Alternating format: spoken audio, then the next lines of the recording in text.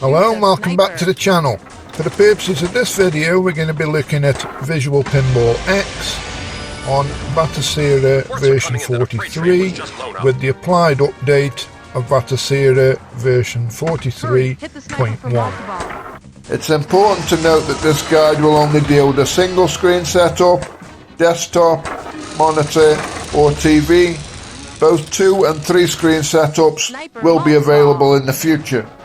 Welcome to part 3 of my guide in using Visual Pinball X on Batocera. This part will explain how to adjust your point of view settings, to resize your tables, how to save them, and how to adjust to your individual preferences. So with that premise out of the way, let's move on with part 3 of our guide. We're going to make sure we've got our keyboard connected and we're going to press escape.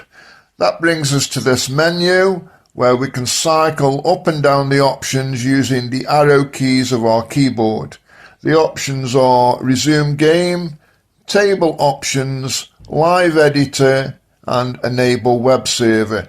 We don't really need to use the enable web server or live editor options. So we're going to highlight table options and press return to enter. Once we're in this menu, we can cycle left and right utilizing the shift keys, and we can toggle up and down through the options utilizing the control keys. Now I would recommend that most people unfamiliar with Visual Pinball X standalone utilize a legacy mode here. Whilst there are camera and window modes available, legacy will provide quicker results.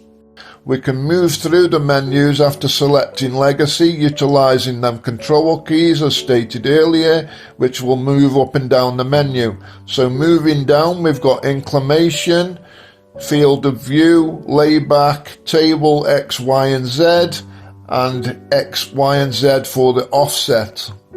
So scrolling through the options now, utilizing our control keys for up and down movement, we come to the table X, Y and Z scale.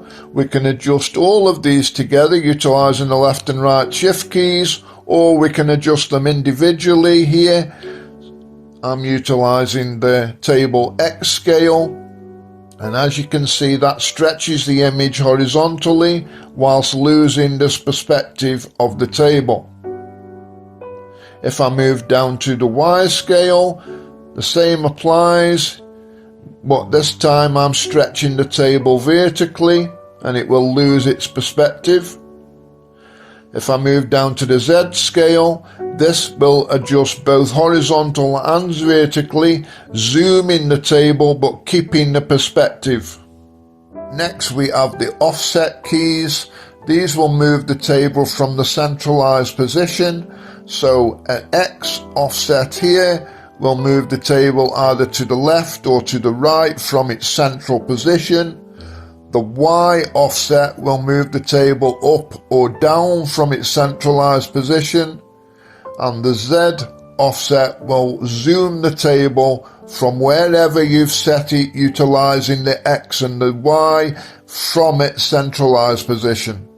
Even with these 3 guides, we're only scratching the surface of what's possible on Visual Pinball X. Guides to alt color DMDs, script editing and ROM aliases may be upcoming if there's enough interest.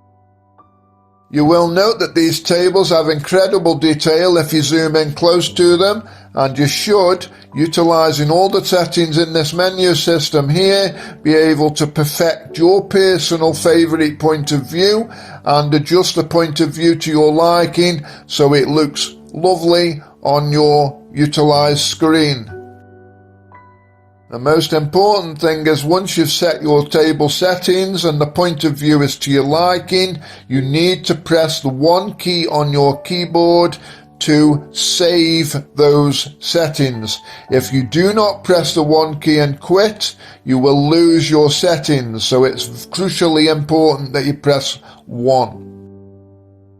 The nice thing about Visual Pinball X is regardless of whether we've saved our settings or not saved our settings, we are allowed to enter the menu and we can actually resume table. This means we can test out our settings, what the table looks like or what the table plays like before we actually quit or before we actually save our settings. The following takes place between 6 a.m. and 7 a.m.